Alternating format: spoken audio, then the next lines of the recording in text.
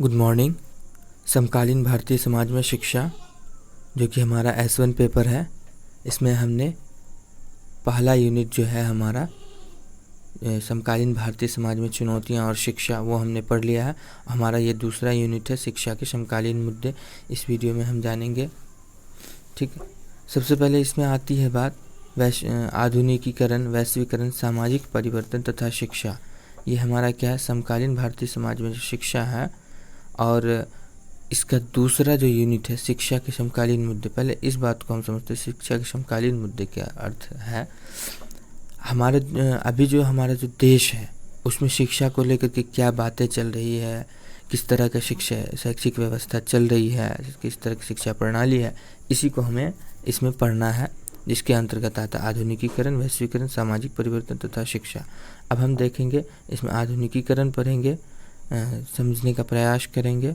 आधुनिकता या आधुनिकीकरण एक ही शब्द है, वैश्वीकरण, सामाजिक परिवर्तन, और इन सब के लिए शिक्षा तथा इन सब पर शिक्षा का क्या प्रभाव पड़ेगा, ये है। अब आगे हम देखते हैं नोट्स को। ठीक,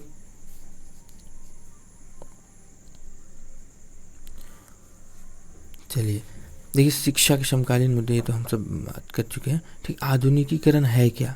सबसे पहले आधुनिकीकरण जो है, इसको आप एक अवधारणा के रूप में लीजिए। ये एक अवधारणा है जिसमें आधुनिक बनने की चाह निहित होती है। यह आधुनिक बनना या होने का एक लक्ष्य निहित होता है, एक चाह होता है कि हम आधुनिक बनेंगे। ठीक, यह एक प्रकार का परिवर्तन है जो चेंज कह लेंगे। अब ये सकारात्मक नकारात्मक दोनों हो सकता है। अब जो चेंज होगा उससे सकारात्मक क्या प्रभाव पड़ेगा, नकारात्मक क्या प्रभाव पड़ेगा। ठीक, ये हम लोगों को देखना है। जिस तरह से सकारात्मक के रूप में अगर हम कह लेंगे आधुनिक बनने या होने में, तो पहले की शिक्षण विधियाँ किस तरह से थी, पहले के विद्यालय किस तरह से थे, पहले का जो शिक्षक थे वो किस तरह से थे, किस माहौल में शिक्षण कार्य होता था, TLMs किस टाइप्स के होते थे। तो इन सब को हम सभी को देखना है। जिस तरह से अगर देखा जाए तो सकारात्मक रूप में हमारे जो हमने क्या किया, बहुत सारे जो शिक्षण विधियाँ थी उसमें बदलाव हुआ है।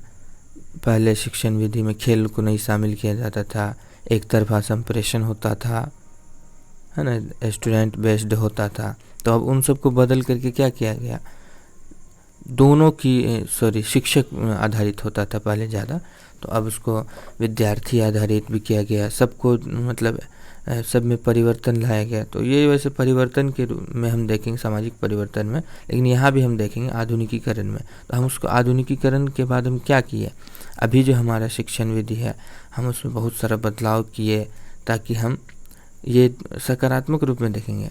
अब नकारात्मक रूप में देखेंगे बाद में। अच्छा, सकारात्मक रूप में जो ये बदलाव हुआ तो इससे शिक्षण विधि में क्या फ़ायदा हुआ, ये तो हम सब समझ ही रहे हैं। प्रोजेक्टर का यूज कर लेते हैं हम, ठीक, प्रोजेक्टर का यूज कर लेते हैं, मोबाइल का यूज कर लेते हैं, ये सब TLMs में आएगा।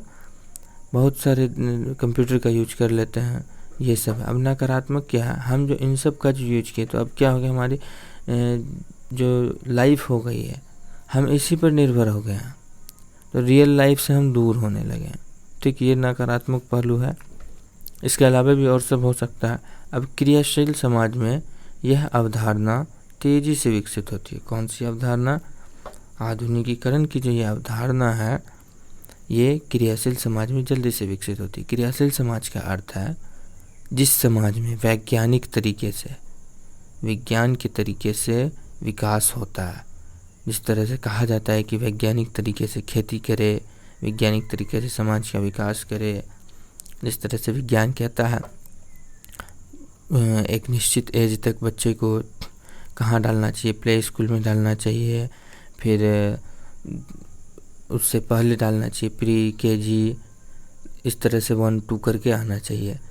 बच्चे में शुरुआती दौर में बच्चे में खेल को ज़्यादा महत्व दिया जाना चाहिए, उन्हें मनोरंजन माहौल देना चाहिए, इसलिए तो प्ले स्कूल कहा जाता है।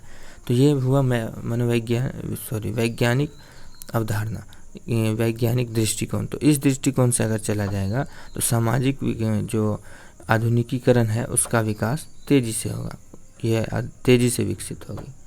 ठीक ना, ये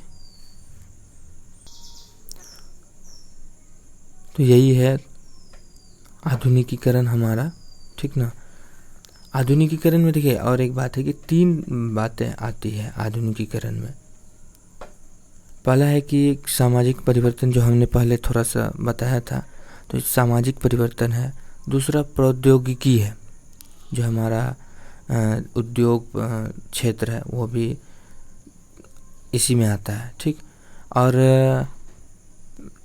और एक देख लेंगे एक ऐसा परिवर्तन जो कि समाज पर थोपा या लादा जाता है। ये 3 चीज़ आती है, आप चाहें तो इसे लिख सकते हैं।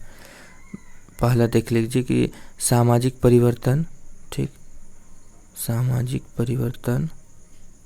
दूसरा प्रौद्योगिकी है।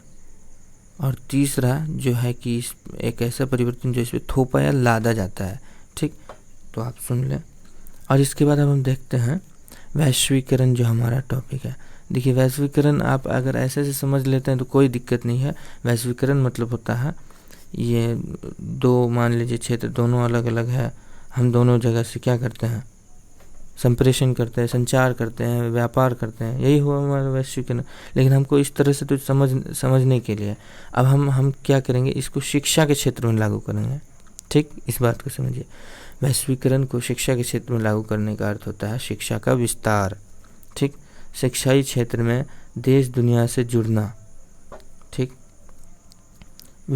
शिक्षा के क्षेत्र में विस्तार, शिक्षाई क्षेत्र में देश दुनिया से जुड़ना, देश विदेशों की तरह शिक्षा नीति में बदलाव करना। जिस तरह हम खेल को शामिल करते हैं बच्चों पर ज़्यादा, जो हमारा हमने मनोविज्ञान की तरह से देखा है कि जो बालकों का 90% विकास है वो शुरू में ही हो जाता है, बाल्यावस्था तक ही हो जाता है। तो हम उसको ही देखेंगे पूर्व बाल्यावस्था तक। तो उसी सब वजह से हम जो है कि विदेशों के नीतियों को देखते हैं, उनसे सीखते हैं। तो यही सब है, देश दुनिया से जुड़ना, विदेशों की तरह शिक्षा नीतियों में बदलाव, विदेशी शिक्षण विधियों में को अपनाना, है ना। अभी हमने जो बोला प्रारंभिक कक्षा से ही पाठ्यक्रम में विदेशी भाषाएं, जिस तरह से अभी आप कॉन्वेंट में जाएंगे या कि गवर्नमेंट स्कूल में तो आपको नहीं मिलेगा ये सब सुविधा, लेकिन अगर आप प्ले स्कूल या फिर किसी कॉन्वेंट में जाएंगे तो आपको फ्रेंच, जापानीज, इंग्लिश, इन सबको विशेष स्थान देता है। इंग्लिश का तो हम लोगों को आप लोगों को भी अभी इसमें पढ़ना है। डीएलएड जो कर रहे हैं, आपका एक पेपर है S6 जिसमें इंग्लिश भी है। तो वो अब समझ लीजिए कि आपको जब इंग्लिश सिखाया जा रहा है क्या मतलब है, आप तो 1 से 5 तक के शिक्षक हैं, यानी 1 से 5 तक में आपको इंग्लिश द्वितीय मातृभाषा के रूप में पढ़ाना है। तो ये समझ रहे हैं आप ये इंग्लिश क्यों डाला गया, ताकि हम देश दुनिया से जुड़ पाएँ, शिक्षा का वैश्वीकरण कर पाएँ। और एक बात देखिए, जिस तरह जापानीज या फ्रेंच या और भी बहुत सारे चाइनीज, इन सब जो भाषाओं को हम पढ़ेंगे, जो प्राथमिक स्तर के बच्चे पढ़ेंगे, उसके लिए एक शिक्षक भी चाहिए। तो जो इस तरह से क्या हुआ, रोजगार में भी वृद्धि हो रही है, ठीक ना। हमारा देश विकास की ओर बढ़ता है। तो वैश्वीकरण से क्या होता है, विकास की भी एक प्रक्रिया है, ठीक ना। अब तीसरा है हमारा सामाजिक परिवर्तन जो हमने अभी चर्चा किया था। आधुनिकीकरण में जो 3 बातें आती है उसमें एक सामाजिक परिवर्तन भी है। सामाजिक परिवर्तन सामान्य तौर पे हम अक्सर देखते हैं, ठीक ना। आए दिन हमारे समाज में कुछ न कुछ बदलाव होता रहता है। तो वही जो बदलाव है वही बदलाव हमारा वैज्ञानिक मनोविज्ञान की भाषा में सामाजिक परिवर्तन कहला जाता है, ठीक ना। अब शिक्षा में जागरूकता की सहायता से शिक्षा एवं जागरूकता की सहायता से समाज में अवांछित, जो हमें देखिए समाज में बहुत सारी ऐसी नीतियाँ बनी हुई हैं जो कि हमें उसकी ज़रूरत नहीं है। तो हम क्या करते हैं, सामाजिक परिवर्तन में जो शिक्षित व्यक्ति होता है धीरे धीरे उस बदलाव को ख़त्म करने का प्रयास करता है। देखिए कि पहले किस तरह से प्रथाएं चलती थी समाज में, कि ऐसे ही था, औरतें घर से बाहर नहीं जा सकती है, शिक्षा नहीं ले सकती है, उसको हमेशा घर में ही रहना पड़ेगा। तो ये सब क्या हुआ, सामाजिक बदलाव आया, लोगों ने समझा। तो शिक्षा एवं जागरूकता की सहायता से समाज में अवांछित चीज़ों को हटाना। अवांछित चीज़ें थी वो कि औरतें नहीं ले सकती हैं, औरतों को रेस्पेक्ट को मान सम्मान नहीं दिया जाता था।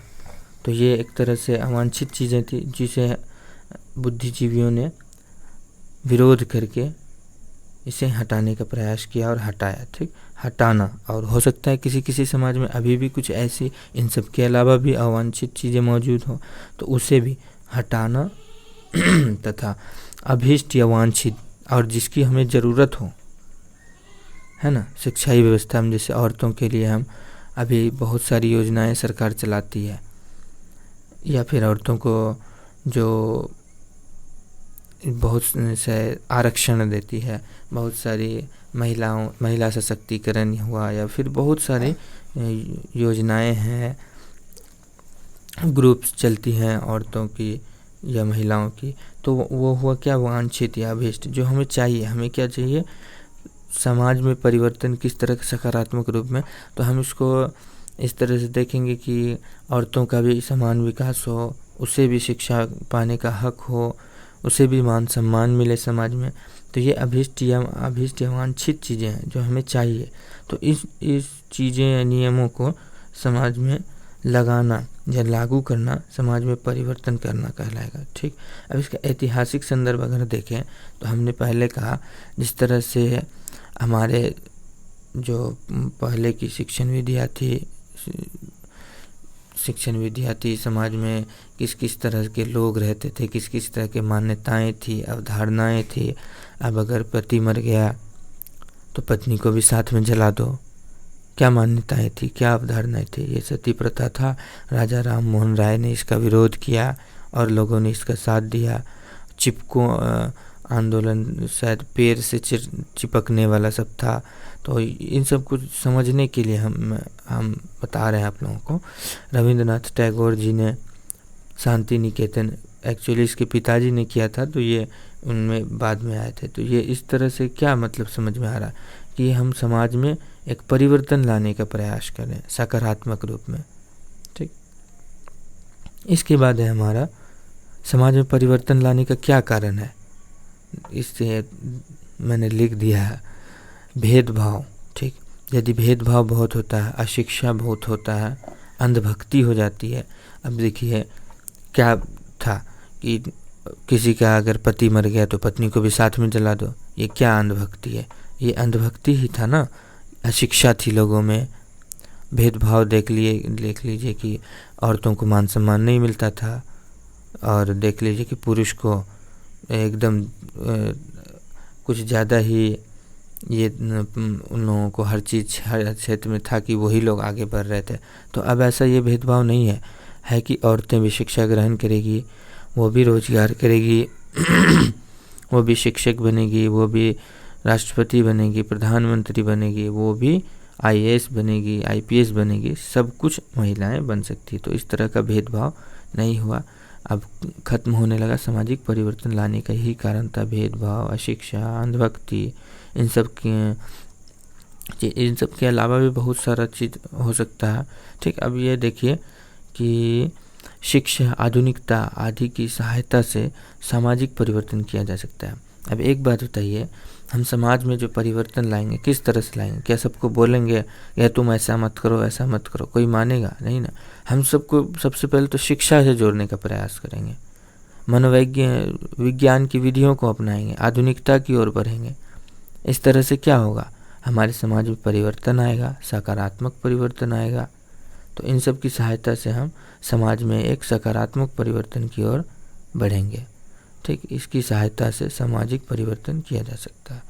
अब देखिए एक और होगा, आप बताने का ये मकसद है। देखिए इन सब के लिए हमारा एक टॉपिक फिर होगा शिक्षा, आधुनिकी शिक्षा के समकालीन मुद्दे, आधुनिकीकरण, वैश्वीकरण, सामाजिकरण तथा सामाजिक परिवर्तन तथा शिक्षा।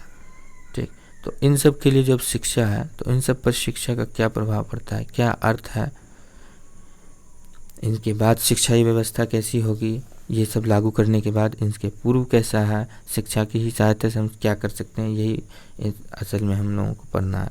इन सब पर शिक्षा का क्या प्रभाव पड़ता है, हम समझते हैं कि उपर्युक्त तीनों जो शब्द है, ये मैंने लिख दिया है समझने के लिए। हम उपर्युक्त जो तीनों शब्द है, आधुनिकीकरण, वैश्वीकरण, सामाजिक परिवर्तन, ये तीनों जो शब्द हैं, इन सब के लिए हम जो शब्द उनके लक्ष्यों को शिक्षा के माध्यम से प्राप्त कर सकते हैं। ठीक, शिक्षा के माध्यम से प्राप्त कर सकते हैं। इन लक्ष्यों को प्राप्त कर लेने के बाद हमारी शिक्षा व्यवस्था में क्या बदलाव होता है, क्या गुणवत्ता आती है, क्या कमी आती है, पहले की व्यवस्था कैसी थी, अब कैसी रहेगी, इन सबको लागू करने के बाद, तो इसी सबको पढ़ना है। चलिए मिलते हैं नेक्स्ट वीडियो में। उम्मीद करते हैं आप लोगों को अच्छे से समझ में आ गया होगा। ठीक है, बाय।